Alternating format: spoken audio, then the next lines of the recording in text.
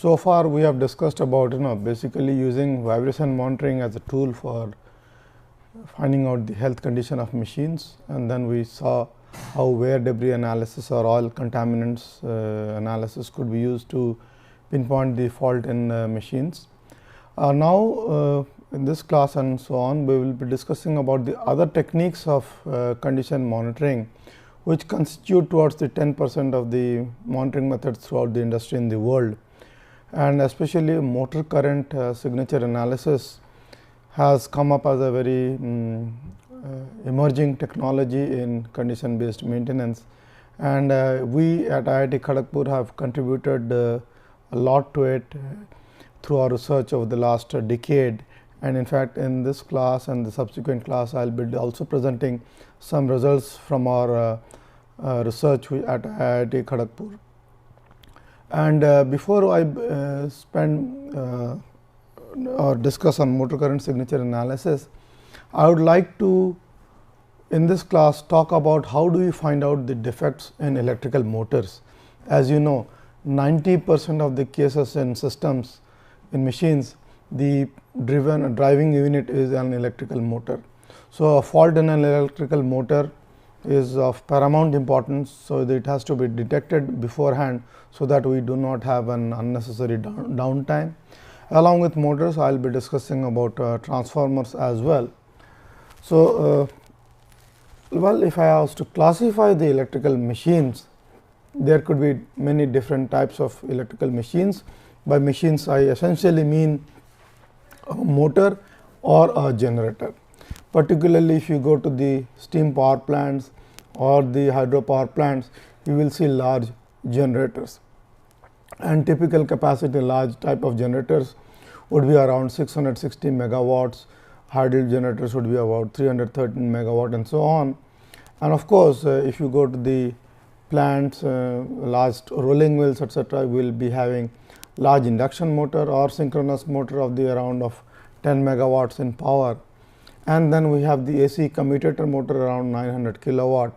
And invariably in many plants and steel plants, paper mills, cement plants, you will see these kind of motors are used, and this is the single most prime mover in their plant.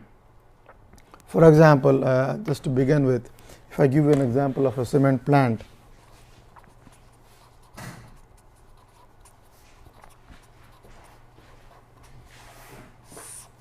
essentially we have a motor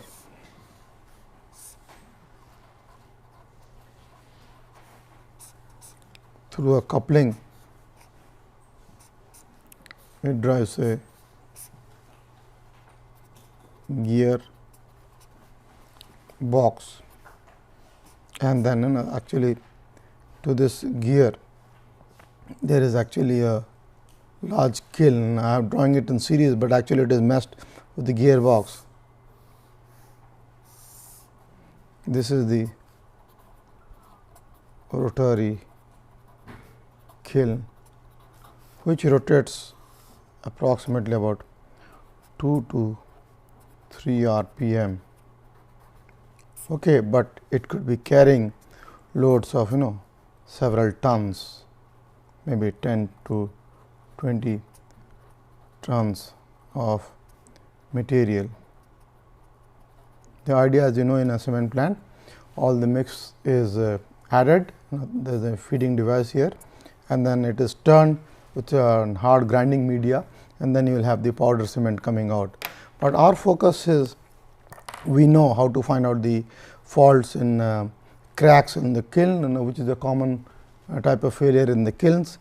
Failures in the gearboxes or the couplings are known to us. Through vibration monitoring we can do that, but my focus here is on what happens if this motor is at fault. Okay. How do you find out a fault condition in the motor? Okay. Because if the motor shuts down, your plant is shut, isn't it? So, let us see, and this is the case of a cement plant. Same is true in rolling mills, paper mills, conveyor drives,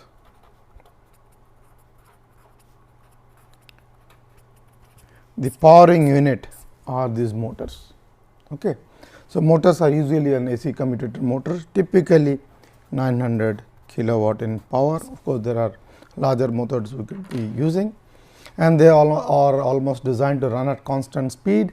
And this gearbox, because from a RPM of 1440 RPM, you are finally rotating the kiln at 2 to 3 RPM. So, you can imagine the amount of speed reduction which is being brought about the gearbox. So, this is a heavy gearbox, multi-stage gearbox and so on. Now, realizing the importance of fault detection in motors, we will see what are the possible different types of faults which can occur in an electrical motor. Of course, before that again we have the DC machines, particularly in your railway locomotives, the traction motors, generators, and when you go to the naval frigates, the gas turbines are used to power the propulsion unit. Also, these gas turbines are also used to drive a generator, which is used to provide the electrical supplies to the ship. Even in fact, there are some ships wherein we have a gas turbine driving a generator. This generator will drive again a motor which is going to drive a propeller shaft. Okay. All electrical drive systems are there. Okay. Of course, there are advantages and disadvantages, because once you have this electrical drive systems in a ship, they say that the load at one end is pretty strong, a pretty heavy load. So, there can be an situation of stability and instability in a ship. But anyway, so what are the major components of an electrical machine? In this machine here, I am usually referring to a motor. I am not talking about an electrical transformer right now. We will discuss about the transformer later in this class. So, essentially an electrical machine has a stator which actually gives this magnetic field. To give this magnetic field, we need to have the copper conductors of the windings. Of course, they have to be insulated, and then of course, we have the rotors along with its conductors, and rotor body is actually a long shaft on which these conductors are placed. Rotors has to be supported on the bearings, and these bearings are actually put in the enclosure, and then the motor is sealed, of course, to give a supply to the rotor. We have either the brushes, slip rings or commutators. So, failure in any of these will eventually lead to the failure of the motor. Even a failure of a motor bearing is also very, very important, okay, to consider. With this, let me just give you a pictorial view of a motor we just opened up in the lab so that you all are able to see. This is how an electrical motor looks in the inside. This is the frame of the motor. This is the stator, okay. And once we give electrical supply to this, there is a magnetic field in this, okay. Because of this magnetic field, there will be flux induced in the rotor. Rotor is nothing but again series of conductors put together. This is each one is a conductor, and these are very soft material because they need to have good magnetic properties. And this is the shaft, rotor shaft, which actually sticks out of the motor, and you can see one bearing at this end, there is another bearing at another end, and this is how it is placed. So, and this rotor here, this diameter here is about 6 inches, but let me tell you, there could be motors, this could be about 6 meters. Now, you could move a truck inside it. I am not kidding, but motors can be that big, but also motors can be very, very small. That depends on the power and so on. Obviously, big motors require a lot of other functions, in the sense, because of the eddy current losses, there will be a lot of heat generation. So, you would have seen a motor when it runs, it becomes hot, and if the temperature, if the heat is not dissipated, the temperature is going to rise. Once the temperature rises, it may have many effects. It may heat up the coils, it may degrade the insulation, it may damage the bearings, because the lubrication in the bearings will get baked. Okay, once this lubrication gets baked, there will be hard particles, and if you know hard particles, they are going to scrape the inner surface and the bearings will become rough. So, one leads to another when you have fault developing in an electrical motor. So, you will see that in a large electrical motors they constantly monitor the temperature of the drive end and the non-drive end bearing, because you would have seen at the end of the motors particularly there are. So, this is the rotor. Here actually at the end there is a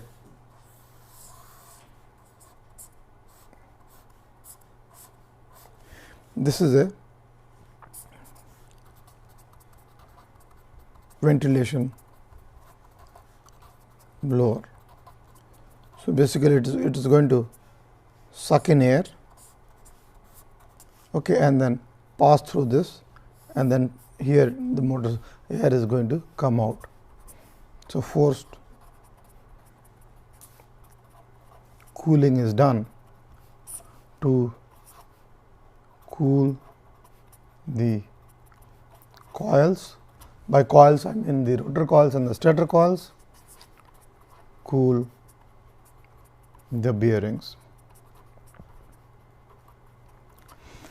There are class of motors which specify the, because there are motors which run continuously round the clock 24/7, okay, continuously in a plant.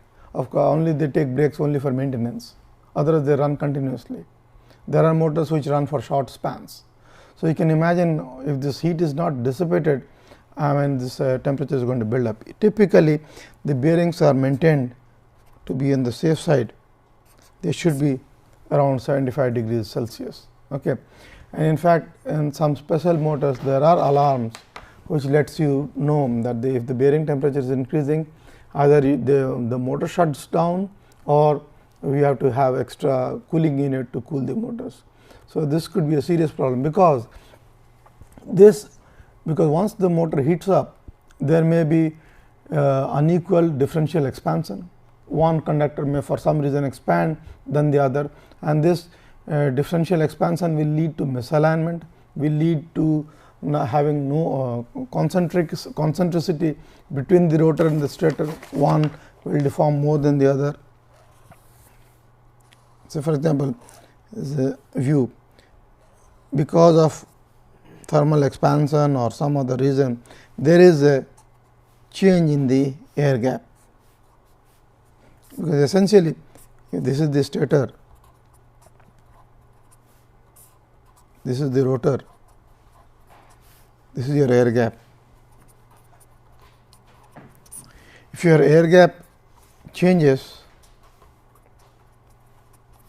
the magnetic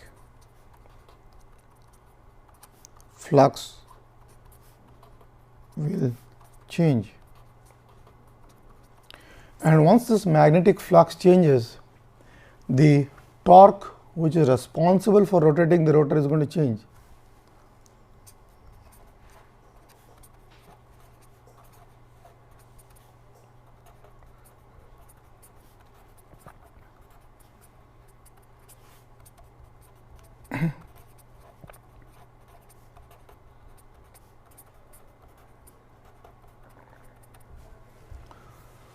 So, many things would happen because excuse me, because of this. Okay. So, for some reason I have a different air gap, flux is going to change, torque is going to change. If torque changes, I will be having a pulsating speed. This was supposed to have an uniform speed, by uniform speed like this, but it may so happen that suddenly there may be this spacing is going to change. Okay. So, this may become like this, and again pull up. So, speed change will occur.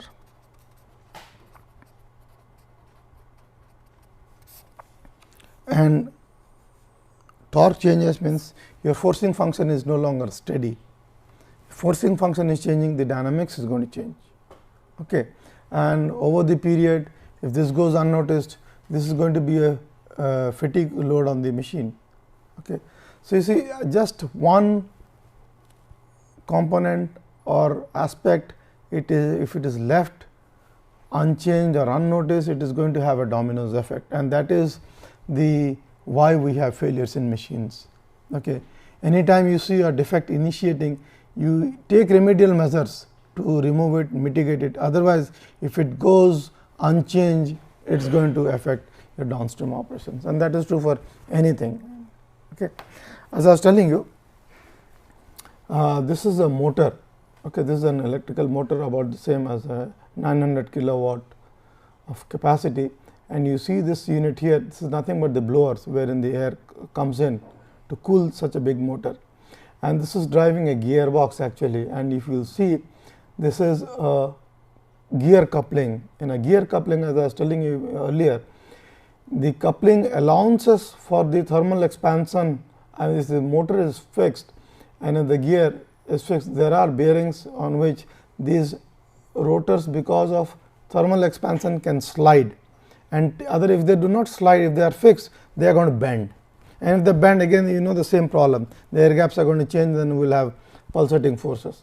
So, this is why in large machines we have gear coupling. Gear coupling, basically there are two gears, okay, one over the other, and they will just slide, a little sliding is there. So, that takes care of the thermal expansion. Okay. And this usually again this is used to drive a conveyor system, and you can see the dimensions. There is my technician standing here, and you can see how big this motor is compared to the person here.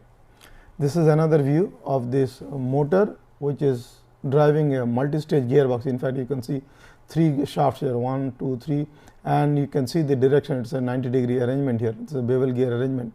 Power is coming in this direction, and then power is going out in this direction. Okay. And you will see these machines are maintained. The alignment has to be perfect. Otherwise, if there is a misalignment, again the rotor at one end of the motor is going to have an excessive force, and the bearing at one end may get damaged. And this is the view of this motor, another motor which is having a massive reduction gearbox, and this is actually that rotary kiln of that cement plant I was talking about, and you can see the dimension compared to this person. And this motor rotates at 1440 rpm, but this kiln is only rotating at 2 to 3 rpms. So, there is a heavy reduction gearbox as well here. So, critical to a plant is these motors. If the motors die, your plant does not operate.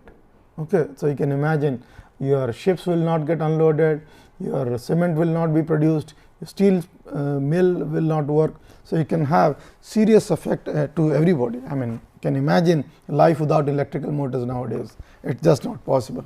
Okay. I mean, even in small watches to even rocket engines, we have to rely on electrical motors. Okay. And that is a very, very important, I would say, mechanical component, electrical component, any component you call it, it is a very, very important engineering component, okay, which we have to know and which we have to care for. So, with this kind of a background about electrical motors, as you know, now this rotors can have faults, stators can have faults, and the bearings of the motor, obviously they can have faults, and you know how to find out the fault in bearings. So, what we did in this in our laboratory, okay, we have an motor which is driving a mechanical unit. This is the rotor which is supported on 2 bearings, and we are now concerned with this motor. So, in the we have motors with seeded defects. Okay, by seeded defects I mean there could be faulty rotors. Typically faulty rotors means you have seen those rotor conductors like this slots. Okay. So, rotor bar broken is a common mechanical fault.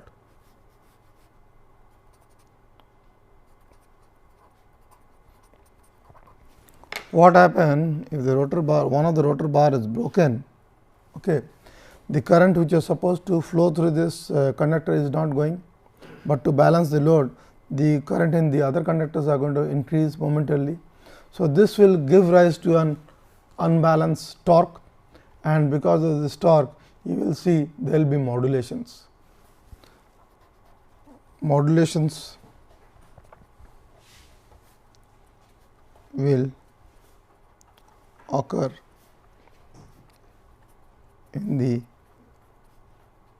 current waveform, and you know from your study of signal processing, modulations in the time domain will give sidebands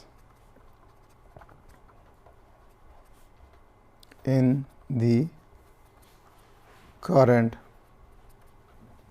spectrum. Okay. So, once we see sidebands around the supply frequency, usually typically supply frequency is F e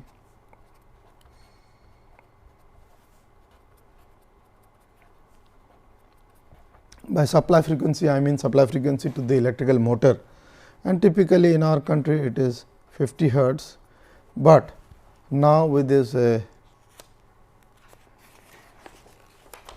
many of the motors they use nowadays variable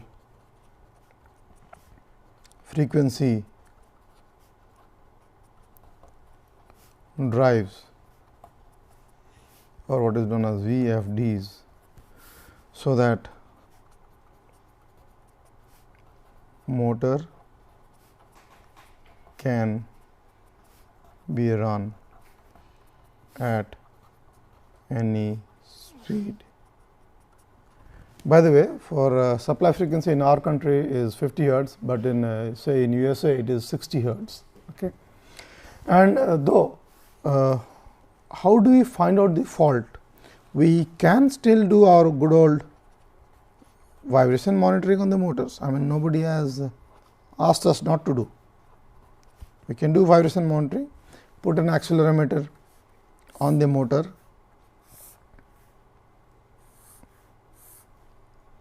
okay.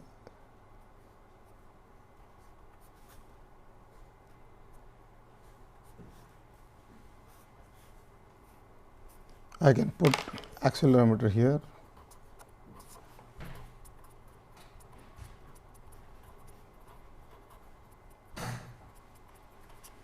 Okay, to do vibration monitoring, and here what will happen, you will see that sometimes I will see peaks at supply frequency and also at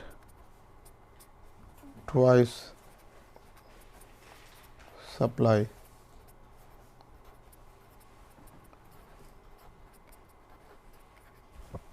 you will see the reason why we are getting this twice supply frequency later on in this class. We can do vibration monitoring, but in this class, since you already know what vibration monitoring is, and all you do is put an vibration sensor close to the bearings of the motor, record the time history and then do an FFT. But we can also very easily monitor through what is known as the current monitoring.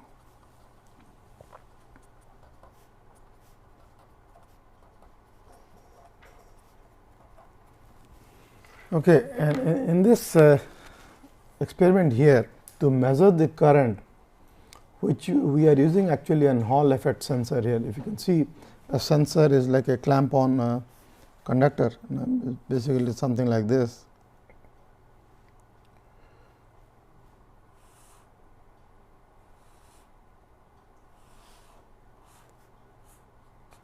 This is like a spring loaded thing, and then all you have to do is the conductor actually this is spring loaded, the conductor will actually come here and then you will get a voltage. So, if I am measuring a current I will get a voltage here because of the Hall effect.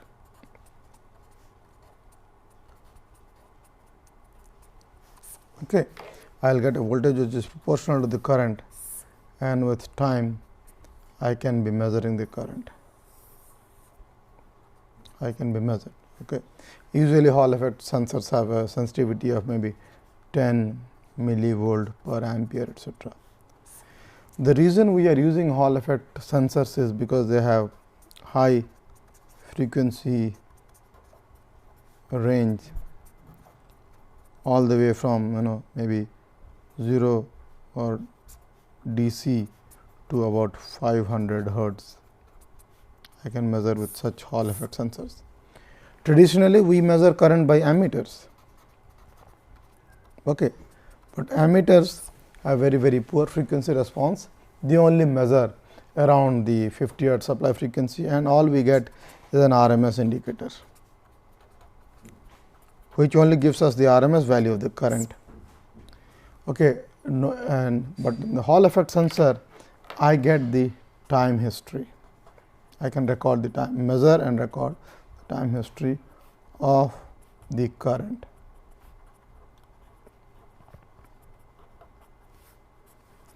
Okay, once I get the time history of this current, the entire waveform is available with me.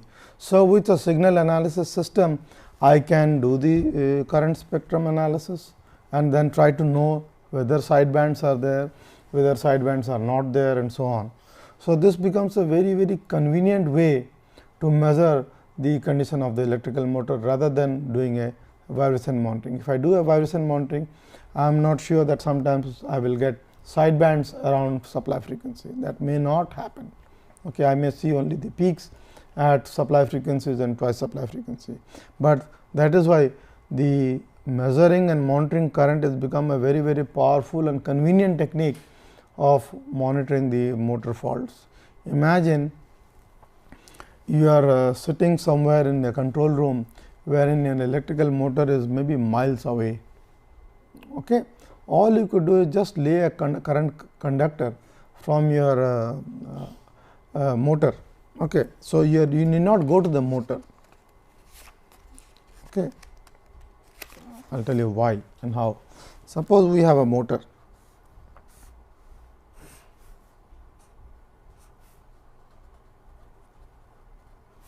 And you are sitting somewhere in a control room. Obviously, to drive the motor, it requires a supply, and the supply cable is maybe going from here. Okay, I have just drawn one conductor. So, very easily you can measure at this end, measure the current waveform. So, now you can imagine the power of motor current, measurement of motor current. Remotely, motor is elsewhere, motor is underground, motor is over the ground, motor is miles away from you. But as soon as you have access to the supply lead going to the motor, you just measure the current waveform, you will record the current waveform and then do your signal processing to find out the condition of the motor. And this is why motor current signature analysis has become very powerful, and we are not even going close to the motor.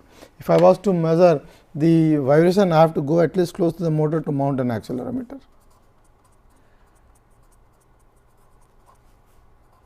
And that is not required right now, if I am going through this, isn't it?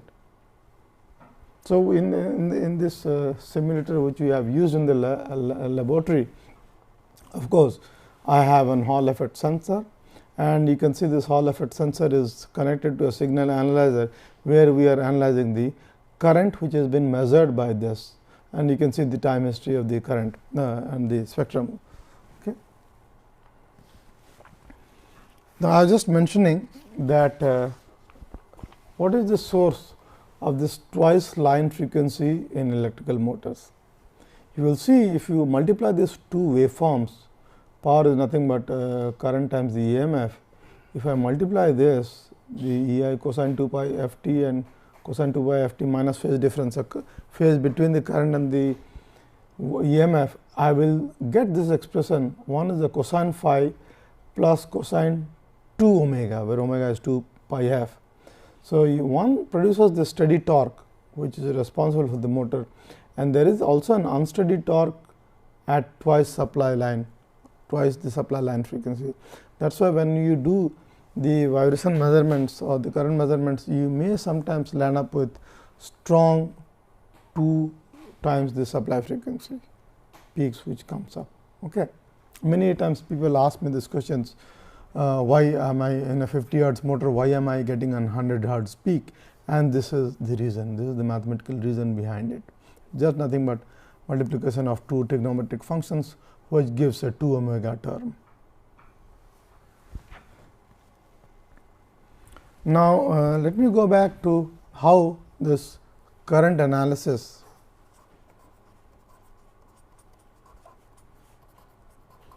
can be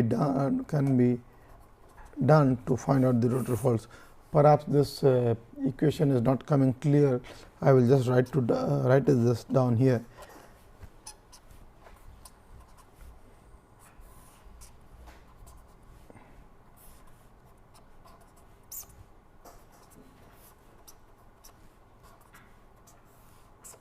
Okay, this means if there is a broken rotor bar, this means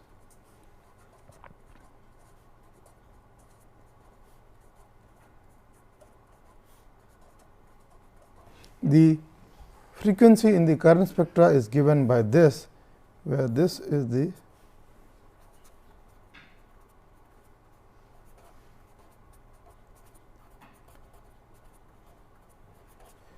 K is an integer, S is the slip, P is the pole pair in the motor. Okay. So, in any AC motor, because the slip is locker, because there is a difference between the synchronous speed and the rotor speed, pole pairs are there, and this is all functions of the supply frequency. I will get the frequency of the rotor bar given by this expression, and they will actually come up as sidebands in the current spectrum, and this can be calculated. Okay. Now, if a rotor bar, why does it break? Okay. What are the possible reasons? One is thermal stress due to overload in hot spots. Okay. There will be a linear expansion and then there will be hot spots, etc. Magnetic stresses created due to electromagnetic forces, unbalanced magnetic pull. I know I just told you, because if the air gap is not maintained, there will be pulsating magnetic field. During a manufacturing process, all of the bars were not having the same stress relieving. So, some could be having residual stress. Because I am rotating, there is a centrifugal forces and thus the stresses. There could be moisture, abrasion by chemicals, contamination, that could lead to the wear and tear of the rotor bar. There are so many loose components in the rotor bar, they are actually fixed in a slot. Few of them could be loose and they could be rattling, and then they will fatigue.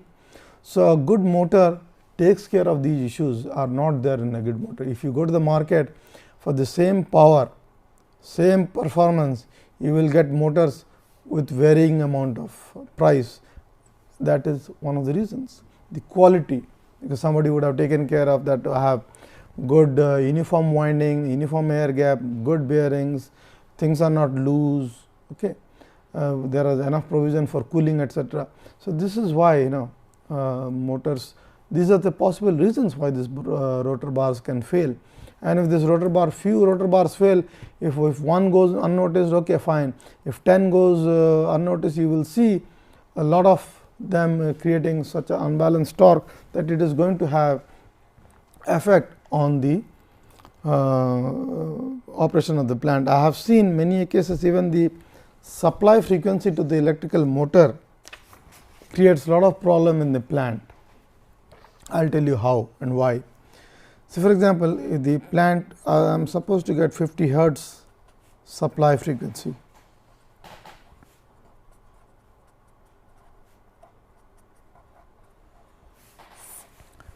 but because of our power grid supply, I am getting sometimes 49 hertz, sometimes 47 hertz and so on, and sometimes 49.5 etc.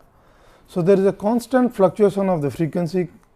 So, the motor speed is going to fluctuate.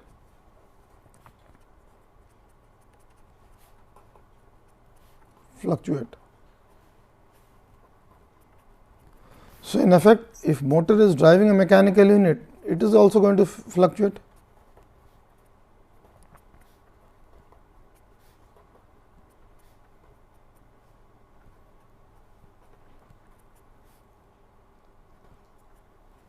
So, this is going to give rise to fluctuating torque on the. So, there will be a lot of torsional vibrations, which will lead to fatigue failure. I have seen many places where gearboxes rotate a torsion bar. Okay. Torsion bar are actually long rigid bars with good amount of rigidity. They have sheared at the 45-degree axis because the torsional shear stress was maximum, and then it failed because of what is the cause? It was the fluctuating speed of the motor. So, there are of course, in modern machines, there are many safeguards to prevent that. The system itself will trip. You have seen how the grid failure had a domino effect. One by one the grids fail. If the grids fail, if you do not take up the load, speed frequency is again going to increase. Okay. So, there is always in the power generation place, they have to always maintain balance the load and the production rate. Okay. And so, they have to be monitor the 50 hertz. If you have ever been to a power plant, you will see they constantly monitor the supply frequency or the power generation frequency at 50 hertz. If I put in more steam, and there has to be governors to limit it, that it will run at 50 hertz. Otherwise, if I do not govern it, speed will increase, power supply frequency is going to increase. Okay, we all take it for granted, but if you know of a generator, okay, generator is supposed to run at the same constant speed. If I give in more fuel or more steam, whatever, to a steam generator, it is going to increase. You would have noticed that in IC engines. If I give in the fuel flow is more, throttle, if you press the throttle more, your car moves faster because the engine is moving faster. But imagine if your generator was going to move faster, your supply frequency is going to change. So, these are things which we cannot take it for granted. I have been to many plants where they say the machine has failed because of the bearing failed or the gearbox failed, but we have found out the cause was actually the supply frequency, which has been changing, and the supply power generating units are actually at fault. So, good power supply to a plant is very, very important. Okay. So, in this example here in the laboratory, what we did is we ran this motor through a VFD drive and not at the 50 hertz power supply, but at 47 hertz in a variable frequency drive with 0.67% slip. And if you see a normal motor, there are hardly any side bands. Okay, these are the side bands which are showing up at 47 hertz. And once we have 3 broken bars, you can see these are the values of the key. These side bands will increase, and you can see it in decibels that the peaks are going to increase, which are the telltale signs that the rotor bar has failed. Okay. There could be cases where the motors could have a static eccentricity. This is the rotor, this is the stator. This has been exaggerated here, and they have an eccentricity A. What are the possible reasons behind this static eccentricity? One is the stator core is not a perfect circle, but oval. Out of tolerances at the end frames that house the bearings. So, bearings themselves are not aligned. Incorrect position of the rotor or the stator at the commissioning stage. Many times the rotors are so heavy that they have to be put right at the site, they have to be installed, and there could be an incorrect installation. One foot is at an higher ground than the other, and there is an angular deviation. So, all these lead to the static eccentricity between the rotor and the stator, and because of this eccentricity there will be an air gap variation, and again we will see frequencies coming up in this current spectra because of static eccentricity. Similarly, when it is rotating, I will have a dynamic air gap eccentricity. Okay. The eccentricity is moving with time, you can see how this thing is moving. This could be because the shaft is bent, so it is wobbling. Okay. So, one is the bent rotor shaft, other is the bearing wear, there could be misalignment, there could be mechanical resonance at critical speed, though a good motor designer would have ensured that the operating speed is not at its critical speed or much away from the critical speed. Okay. And once we have these kind of defects in the electrical motors, they all reflect in the current spectra. So, looking at the frequencies in the current spectra, we can find out the faults, and there are equations also here how the supply frequency because of the rotor eccentricity. Again, this is perhaps not visible, I will write it here.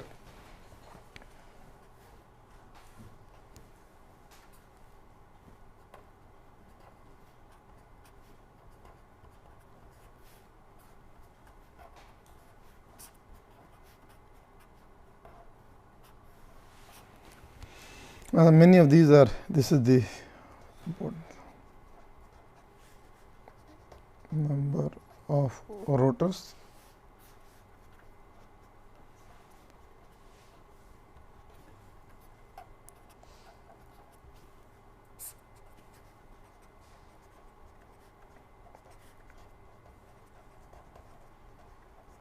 And this is an integer.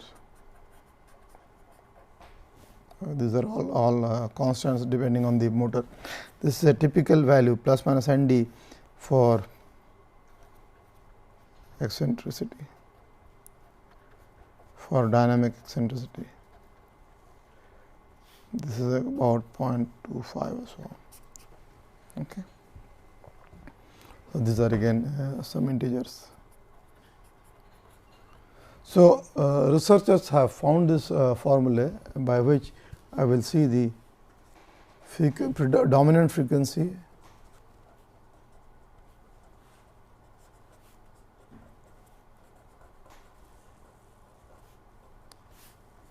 in the current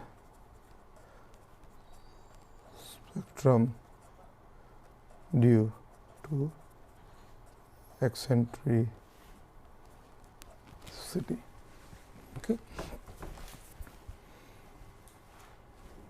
I can see this in the spectrum. I will give you another and this could be because of static eccentricity, because of dynamic eccentricity. Okay. Another fault which happens in motor is this bearing faults.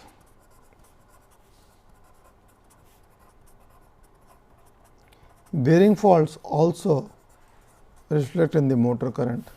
So, the will be nothing but the supply frequency plus minus some number, and these are nothing but the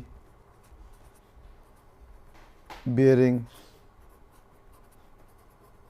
frequencies. You know, if the bearing has an inner race defect, outer race defect, spin, ball spin, etc.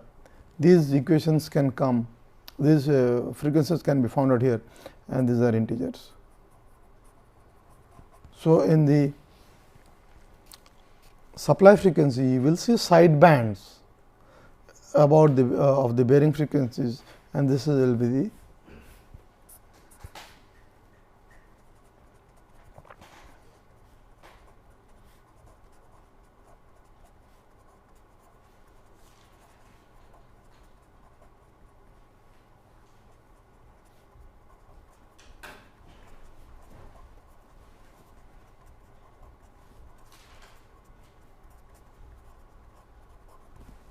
okay, and this is the supply frequency.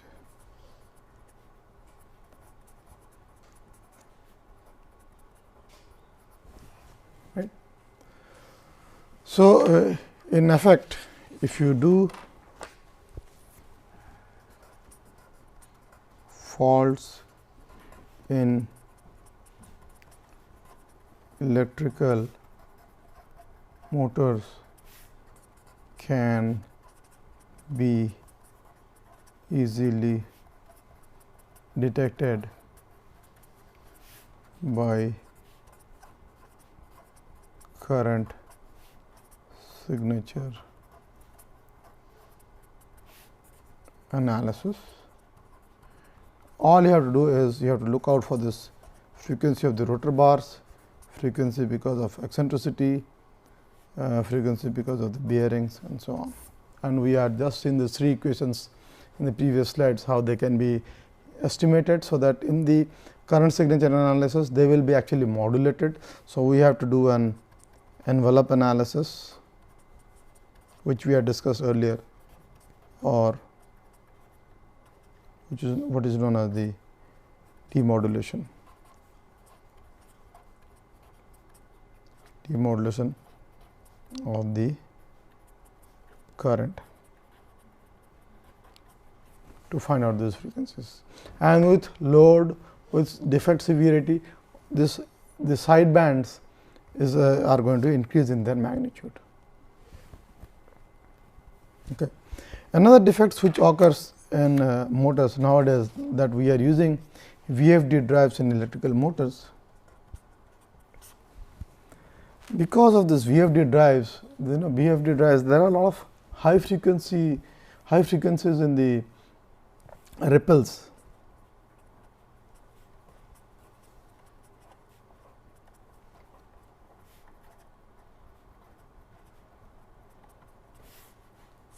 I have this motor has a bearing,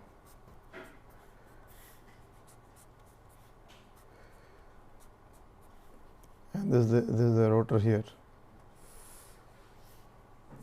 I am just drawing one side.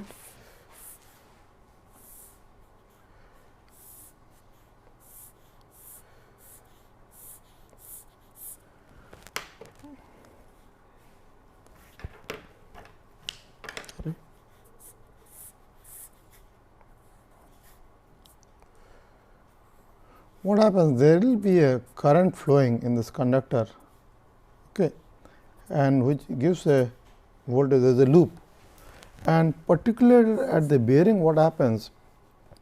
And these are very high frequencies, and they could be having voltages about typically about 40 to 70 volts, 40 to 70 volts, and they are going in this loop here. What happens at the bearings? If you will see,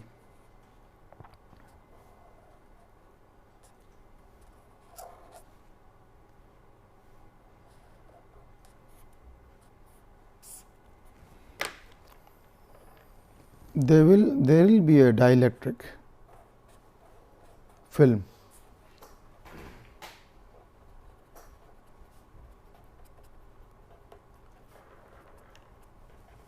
Okay, which is actually an insulator.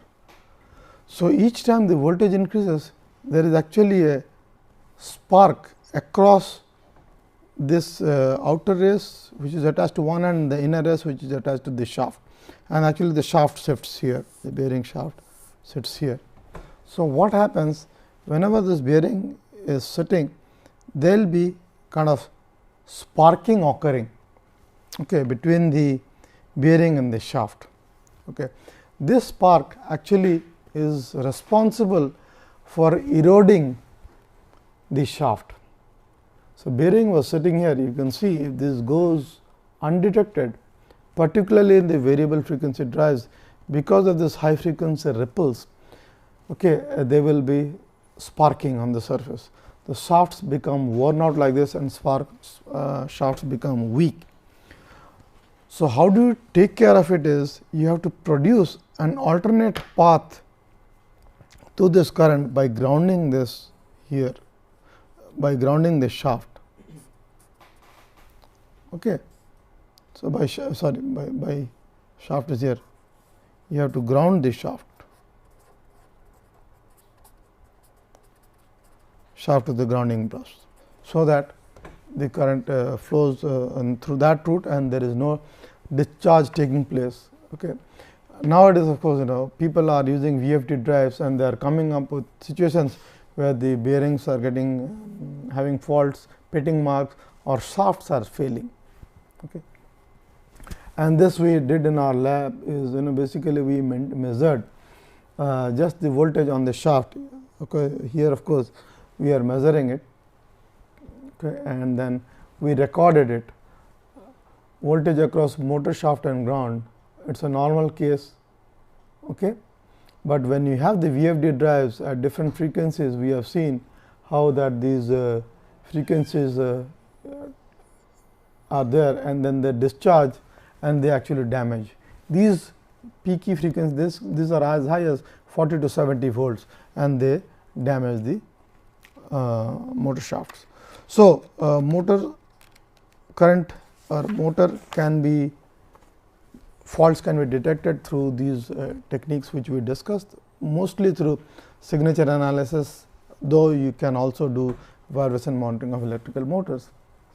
And then how do you monitor the condition of transformers? Basically, you would have seen in a transformer essentially is nothing but a core of coil which is there, and this coil is actually kept in a tank full of oil, and this oil is to be maintained for a particular height, and because of again the eddy current losses etc., this current generates heat has to be dissipated, and that is why these are like fins. You will have seen in many transformers there are tubings etc., which carry nothing but oil, and this is a tank wherein oil is there.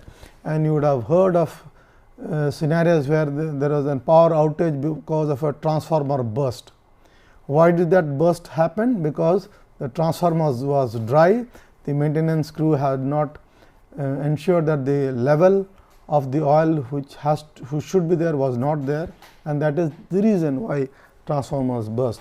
So, in our laboratory here what we are trying is we are trying to measure the vibration of a transformer. Of course, there is no secondary discharge here, we have just done the primary excitation, and this is a very high 100 megawatt transformer which we are trying to analyze. We are measuring the noise here and here through a, because obviously you cannot go near the transformer, we used a laser beam to measure the vibrations, and here the sound intensity probe. But usually the condition monitoring of transformers is done by monitoring the condition of the oil. We discussed about oil analysis. So, by monitoring the condition of the oil, whether it has its retained physical properties or chemical properties, we can know periodically by taking samples of the transformer oil, whether it has got contaminated with moisture, whether it is time to change its change the oil etc., is how these transformers are taken care of. Of course, again for in electrical switch gears, when there is contact disc and non-contact, a lot of heat generations, and we will discuss in the class on thermography how through thermal analysis or temperature monitoring we can also find out faults in electrical systems. Okay. Thank you.